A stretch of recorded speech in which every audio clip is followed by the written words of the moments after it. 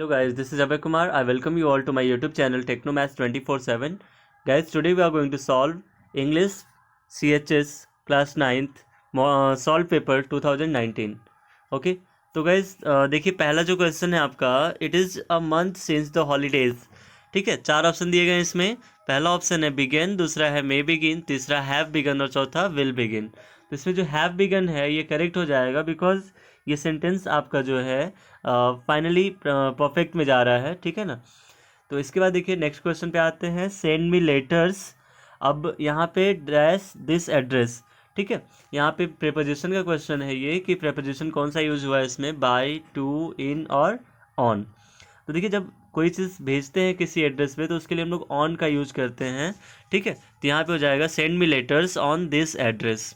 उसके बाद next question है आपका. Dash my money has been spent, there is nothing left. ठीक है, 4 ऑप्शन है आपके. Some, either, total and all. ठीक है, तो यहाँ पे जो ऑप्शन होगा actually some, either, total and all. यहाँ पे ये सम भी सही है, आइदर भी सही है, टोटल भी सही है. इस वजह से इसका जो आंसर होगा गाइज वो हो जाएगा ऑल. नेक्स्ट पे आते हैं guys. Don't keep it near the fire और actually dash it will catch fire. तो यहाँ पे जो इसका आंसर होगा वो क्या हो जाएगा, और क्योंकि यहाँ पे बता रहे हैं कि इसको आग के पास ना रखो अदरवाइज, मतलब वरना ये आग पकड़ लेगा. ठीक है, तो यहाँ पे जो हम यूज करेंगे और का यूज करेंगे क्योंकि दोनों सेंटेंस को सेपरेट करने के लिए हमें और का ज़रूरत पड़ेगा. ठीक है, इसके बाद देखिए नेक्स्ट क्वेश्चन क्या है. आई अवॉइड अब डैश टू हिम. तो यहाँ पे 4 ऑप्शन है. To talk, talked, talking and talk. तो यहाँ पे हो जाएगा I avoid talking to him. ठीक है, तो इसमें जो फिल होगा वो क्या हो जाएगा guys, talking. By the way आपको फिल नहीं करना है, you have to tick the correct option only. वहाँ पे आपको सर्कल बनाने होंगे. ठीक है ना, कोले भरने होंगे. नेक्स्ट क्वेश्चन पे आते हैं. Choose the miss spelled word. ठीक है, तो देखिए miss spelled word. Accommodate, accommodate की स्पेलिंग सही है यहाँ पे. ठीक है, एक्वेंटेंस, एक्वेंटेंस की भी स्पेलिंग सही है. ठीक है, इसके बाद फिर आर्गूमेंट, तो आर्गूमेंट की भी स्पेलिंग सही है. दैट मीन्स एक्नॉलेजमेंट की स्पेलिंग गलत हो जाएगी, यानी कि ये वाला जो ऑप्शन होगा वो आपका करेक्ट हो जाएगा और बाकी सब क्या हो जाएंगे, रॉन्ग. क्योंकि हमसे पूछा गया था miss spelled word. Miss spelled का मतलब जिसमें गलत स्पेलिंग लिखी गई हो. नेक्स्ट क्वेश्चन पे आते हैं guys. Which of the following spelling is correct. इनमें से कौन सी स्पेलिंग करेक्ट है. यहाँ पे एम्बेरस वर्ड दिया हुआ है. तो देखिए एम्बेरस EMBARRASS होता है. दैट मीन्स ऑप्शन डी इसका करेक्ट आंसर हो जाएगा. क्योंकि बाकी सब में आप देख सकते हैं कि इसमें तो डबल एस नहीं है लास्ट में, इसमें भी डबल एस नहीं है लास्ट में और इसमें डबल आर नहीं है लास्ट में. ठीक है, और जबकि यहाँ पे एम्बेरस की स्पेलिंग में डबल आर भी होता है और डबल एस भी होता है. नेक्स्ट क्वेश्चन पे आते हैं. ये भी वही कह रहे हैं. Which of the following spelling is correct. इनमें से कौन सी स्पेलिंग करेक्ट है. ठीक है, तो देखते हैं इसमें से कौन सी स्पेलिंग करेक्ट है. इसमें इन एडवर्टेंट दिया हुआ है. तो इन एडवर्टेंट में आपका इन एड सब में सही है. वर्टेंट, वर्टेंट में ENT होता है. ठीक है, यहाँ पे ER होगा, ये गलत दिया हुआ है. ठीक है, और यहाँ पे A दोनों गलत दिया हुआ है. मतलब ये वाला ऑप्शन सही है. ऑप्शन डी इसका करेक्ट आंसर है, इन एडवर्टेंट. ठीक है, VERTENT होता है. ओके गाइज, नेक्स्ट क्वेश्चन पे आते हैं. Choose the correct sentence. First option is he went to work despite his illness. He went to work despite of his illness. तो डिस्पाइट के साथ ऑफ नहीं लगता है. He went to work despite in his illness, in भी नहीं लगेगा. He went for work despite in, ये भी नहीं लगेगा. मतलब ऑप्शन ए इसका करेक्ट आंसर है. He went to work despite his illness. Despite के साथ प्रीपोजिशन नहीं यूज करते हैं. इसके बाद आते हैं गाइज नेक्स्ट क्वेश्चन पे. Next question says choose the antonym of the word majestic. तो देखिए मैजेस्टिक का मतलब पहले अगर हम जान लें तो इसका जो एंटोनिम है वो भी पता चल जाएगा. मैजेस्टिक का मतलब होता है गाइस आलिशान. आलिशान का मतलब भव्य या शानदार. तो जो इस पोजीशन पे होगा उसके क्या कहने. ठीक है, लेकिन इसका जब हम लोग एंटोनिम देखेंगे यानी अपोजिट देखेंगे तो वो क्या हो जाएगा, पैथेटिक. और पैथेटिक का मतलब होता है गाइस दयनीय. पैथेटिक का मतलब क्या होता है, दयनीय मतलब कि जिसकी आर्थिक स्थिति उतनी अच्छी ना हो। ठीक है, तो इसका ऑप्शन ए जो होगा वो करेक्ट हो जाएगा। नेक्स्ट क्वेश्चन है choose the correct passive voice sentence. ठीक है, यहाँ पे जो क्वेश्चन दिया गया है वो दिया है हु टॉट यू इंग्लिश। ठीक है, आपको इंग्लिश कौन पढ़ाता था। ठीक है, तो यहाँ पे क्या होगा, देखिए सेंटेंस किसका है, ये पास्ट इंडेफिनिट यानी सिंपल पास्ट का टेंस है, सिंपल पास्ट टेंस का सेंटेंस है। तो यहाँ पे जो आप हेल्पिंग वर्ब यूज करेंगे वो होगा वॉज या तो फिर वर। ठीक है, और इसके बाद फिर देखिए आपको सीधा सा बस एक सोचना है कि अगर हु लिखा है तो सेंटेंस जो होगा आपका बाई हुम से ही स्टार्ट होगा। ठीक है, तो अब देखिए बाई हुम किस में है, ऑप्शन बी में है और ऑप्शन डी में है, मतलब इन दोनों में से कोई एक हो सकता है। ठीक है, अब देखिए यहाँ पे यू के साथ हम क्या लगाएंगे, तो यू के साथ हम लोग वर लगाते हैं, यू के साथ क्या लगाते हैं, वर। तो इस तरीके से ऑप्शन बी जो होगा ये करेक्ट हो जाएगा। ठीक है, ये तो नॉर्मल हो गया। अगर आपको ऐसे बनाना होता तो मैं बता दूं यहाँ पे कि आप पहले बाई होम लिखते, बाई होम लिखते, उसके बाद फिर आप वर्ब लिखते यानी कि हेल्पिंग वर्ब लिखते अपना जो भी यूज करना है, उसके बाद फिर मेन वर्ब की थर्ड फॉर्म लिखते हैं। ठीक है, इसके बाद फिर जो भी ऑब्जेक्ट या अदर वर्ड्स होते हैं वो लिख देते हैं आप। ठीक है, तो यहाँ पे क्या होता है, ये जो ऑब्जेक्ट होता है इसको जो सब्जेक्ट रहता है उसी को लिख देते हैं यहाँ पे। ठीक, तो यहाँ पे क्या हो जाएगा इंग्लिश। ठीक, क्योंकि यहाँ पे इंग्लिश ही सब्जेक्ट भी और ऑब्जेक्ट भी है। ठीक है, बाय द वे क्वेश्चन में जो दिया गया था by whom was, by who taught you English. ठीक है, तो यहाँ पे सब्जेक्ट था यू। ठीक है, लेकिन हमने इसको पहले ही ला करके ऑब्जेक्ट बना लिया। आते हैं नेक्स्ट क्वेश्चन पे गाइस, देखते हैं नेक्स्ट क्वेश्चन क्या कह रहा है। Fill in the blank with appropriate following word. We waited in traffic for a long time for the dash of the minister's car to pass. देखिए यहाँ पे जो क्वेश्चन दिया गया आपका ये कलेक्टिव नाउन से है।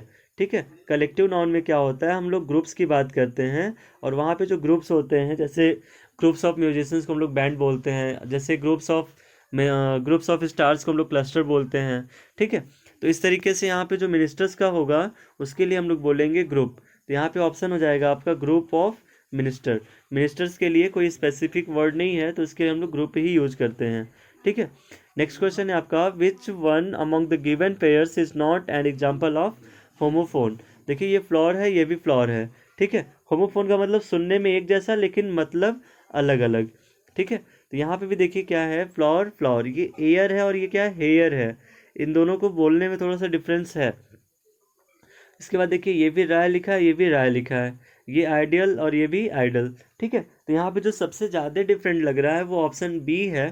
तो इसका जो ऑप्शन होगा बी यानी कि एयर एंड हेयर, ये सही ऑप्शन हो जाएगा।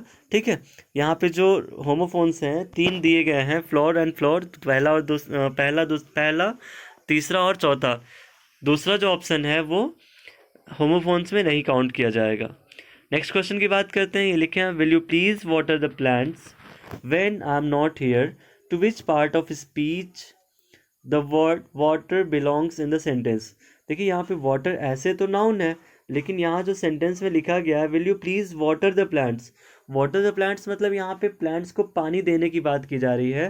पानी देने मतलब सींचने की बात की जा रही है। तो ये जो वाटर है ये वर्ब के फॉर्म में यूज किया गया है, तो इसमें जो पार्ट्स ऑफ स्पीच होगा वो क्या होगा, वर्ब हो जाएगा। तो चार ऑप्शन में से यहाँ पे ऑप्शन ए जो होगा इसका करेक्ट आंसर हो जाएगा। अब गाइस नेक्स्ट क्वेश्चन पे आते हैं, choose antonym of the word pleased. देखिए प्लीज्ड का मतलब होता है प्रसन्न, प्लीज्ड का मतलब प्रसन्न, जिसको उसकी इच्छा की चीज़ें मिल गई हों। ठीक है, तो इसके अगर एंटोनिम यानी अपोजिट की बात करेंगे तो ये हो जाएगा आपका डिससेटिस्फाइड। देखिए सेटिस्फाइड मतलब भी होता है संतुष्ट यानी कि प्रसन्न, जिसको अपनी ज़रूरत की चीज़ या इच्छा की चीज़ मिल गई हो। और यहाँ पे डिससेटिस्फाइड का मतलब क्या होगा, ऐसे व्यक्ति जिन्हें अपनी आवश्यकता या इच्छा की चीज़ें ना मिली हो। ठीक है, नेक्स्ट क्वेश्चन की बात करते हैं गाइस, ये लिख रहे हैं identify the pronoun type in the given sentence. ठीक है, यहाँ पे प्रोनाउन का टाइप बताना है। The dog looked at it self in the mirror. ठीक है, डॉग ने खुद को मिरर में देखा। तो यहाँ पे जो इट सेल्फ है यही प्रोनाउन है और इस प्रोनाउन का टाइप बताना है। तो देखिए it self, my self, your self, her self, him self, इस तरह के जो वर्ड्स होते हैं वो क्या होते हैं, वो आपके रिफ्लेक्सिव प्रोनाउन में आते हैं। ठीक है, इसके बाद देखिए नेक्स्ट क्वेश्चन क्या है, the wind wrapped its icy fingers around my body। हवा ने अपनी बर्फीली अंगुलियों को मेरे शरीर के चारों तरफ लपेट लिया। ठीक है, तो यहाँ पे कह रहे हैं this sentence is an example of. तो ये जो सेंटेंस है वो किस तरीके का एग्जाम्पल है, किसका एग्जाम्पल है? पहला ऑप्शन पर्सनिफिकेशन, दूसरा मेटाफोर, तीसरा हाइपरबोल और चौथा सिमिली। ठीक है, तो इसमें जो आंसर आएगा आपका फिगर ऑफ स्पीच का एक वीडियो में बनाऊंगा आपके लिए।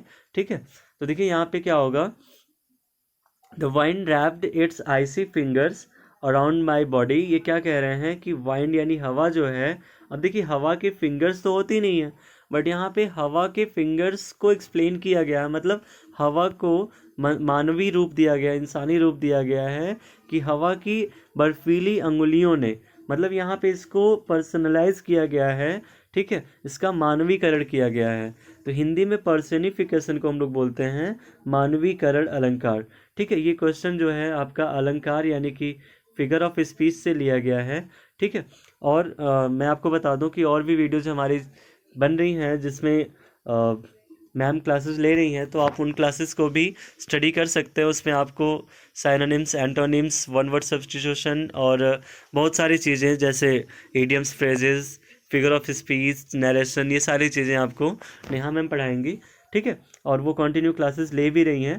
तो बाय द वे अभी इसकी बात करते हैं, इसका जो आंसर होगा गाइज वो क्या होगा, पर्सनिफिकेशन यानी कि मानवीकरण अलंकार। ठीक है, नेक्स्ट क्वेश्चन है आपका, how many syllables are there in the word pronunciation. ठीक है, तो ये जो वर्ड है प्रोनाउंसिएशन, इसमें कितने सिलेबल्स हैं? सिलेबल मतलब होता है शब्द का टुकड़ा। ठीक है, तो इसमें कितने शब्द के कितने टुकड़े हैं? ठीक है, देखिए यहाँ पे जो शब्द के टुकड़े होंगे प्रोनाउंसिएशन के लिए, उसके पहले मैं थोड़ा सा बता दूं आपको। जैसे सिलेबल की बात करें तो डॉग जो है, डॉग में एक सिलेबल है। ठीक है, एक वर्ड का एक टुकड़ा है। जैसे ऑरेंज की बात करें तो ऑरेंज। ठीक है, ये जो है दो टुकड़े हैं। ठीक है, इस तरीके से ऐसे ही बात करें अगर हम लोग मान लीजिए क्वाइट की। ठीक है, तो QUIET, सॉरी क्विट की बात करते हैं। क्वाइट में तो एक ही सिलेबल होता है, QUITE, क्वाइट में एक ही सिलेबल होता है, लेकिन यहाँ पे दो सिलेबल होंगे, क्वाई एंड इट। ठीक है, इसके बाद और भी वर्ड्स की बात कर लेते हैं। जैसे मान लीजिए आपका टेबल ले लेते हैं। ठीक है, तो जैसे अगर हम लोग टेबल लेते हैं तो टेबल के लिए क्या हो जाएगा, TA और BLE, इसमें भी कितने सिलेबल होंगे, दो सिलेबल होंगे। ठीक है, hope the next video will be for the syllable also. तो बात करते हैं इस क्वेश्चन की। यहाँ पे देखिए प्रोनाउंसिएशन में कितने सिलेबल होंगे, this is the very different type of question. यहाँ पे देखिए PRO एक सिलेबल हो गया। ठीक है, इसके बाद NUN दूसरा सिलेबल हो गया। इसके बाद CI तीसरा सिलेबल हो गया। चौथा सिलेबल सिंगल लेटर होगा A, और पांचवा सिलेबल हो जाएगा TION। तो टोटल कितने सिलेबल हुए गाइस, 5 सिलेबल्स हुए। तो इसका जो आंसर होगा वो क्या होगा, ऑप्शन D, मतलब total 5 syllables are there in pronunciation. ठीक है, इसके बाद देखिए नेक्स्ट क्वेश्चन पे आते हैं। ये कह रहे हैं growing children need power nourishment, the underline word in the sentence plays the role of a. यहाँ पे जो वर्ड अंडरलाइन किया हुआ है आपका, देखिए ग्रोइंग लिखा हुआ है, ग्रोइंग चिल्ड्रेन मतलब बढ़ते हुए बच्चे। ठीक है, तो ये ग्रोइंग जो है ये किस वर्ड की भूमिका अदा कर रहा है? यहाँ पे आपके पास 4 ऑप्शन है, adverb, verb, noun and adjective. ठीक है, देखिए इसको एडजेक्टिव नहीं पढ़ते, इसको पढ़ते हैं एडजेक्टिव। डी के बाद जब भी जे आता है और उससे पहले अगर ए रहता है, यानी ADJ अगर कहीं भी लिखा जाएगा तो वहाँ पे डी को हम लोग नहीं बोलते हैं, डी साइलेंट हो जाता है, जैसे एडजेसेंट। ठीक है, तो ADJ उसमें भी होता है, तो वहाँ पे भी हम लोग डी को साइलेंट कर देते हैं। ठीक है, तो वहाँ पे क्या हो जाएगा, उसको भी हम लोग पढ़ेंगे एडजेसेंट, एडजेसेंट नहीं पढ़ते हैं। वैसे यहाँ पे एडजेक्टिव पढ़ेंगे। ठीक है, इसका आंसर भी बाय द वे एडजेक्टिव ही है आपका, क्योंकि ग्रोइंग चिल्ड्रेन मतलब बढ़ते हुए बच्चे, यहाँ पे बच्चों की विशेषता बताई जा रही है। ठीक है, तो ये बच्चे क्या हुए, नाउन हो गए, और नाउन को जो क्वालिफाई करता है वो क्या कहलाता है गाइस, वो एडवर्ब कहलाता है। ठीक है, उम्मीद करता हूँ ये वीडियोज़ आपको पसंद आ रही होंगी। ठीक है, तो हमारी वीडियोज़ को आप वॉच करिए और उन्हें लाइक ज़रूर कर दीजिए, और हमारे चैनल को भी सब्सक्राइब कर दीजिए ताकि आपको जो भी नोटिफिकेशन है वो मिलती रहें, और इसके लिए आप अपना बेल आइकन भी प्रेस कर लीजिए। इसके बाद देखिए एक लास्ट क्वेश्चन है आज के क्वेश्चन पेपर का। ये कह रहे हैं which kind of sentence is the given statement. ये जो स्टेटमेंट दिया गया है कौन सा सेंटेंस है या सेंटेंस का कौन सा टाइप है। 4 ऑप्शन है आपके पास। पहले क्वेश्चन देख लेते हैं। दो he is poor he is honest, हालांकि वह गरीब है फिर भी वह ईमानदार है। ठीक है, तो इसका जो करेक्ट आंसर होगा गाइज वो क्या हो जाएगा आपका, इसमें ये जो सेंटेंस है ये 4 ऑप्शन है आपके पास, compound sentence, simple sentence, interrogative sentence and complex sentence.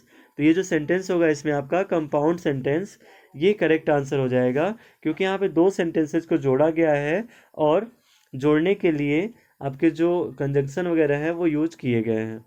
ठीक है, तो इस तरीके से ये जो सेंटेंस होगा ये कैसा होगा, कंपाउंड सेंटेंस होगा। तो दोस्तों वीडियो को लास्ट तक देखने के लिए धन्यवाद। अगर आपको ये वीडियो पसंद आई है तो इसे लाइक ज़रूर कर दीजिए और हमारे चैनल को भी सब्सक्राइब कर दीजिए ताकि आपको और भी वीडियोस हम प्रोवाइड करते रहें। धन्यवाद।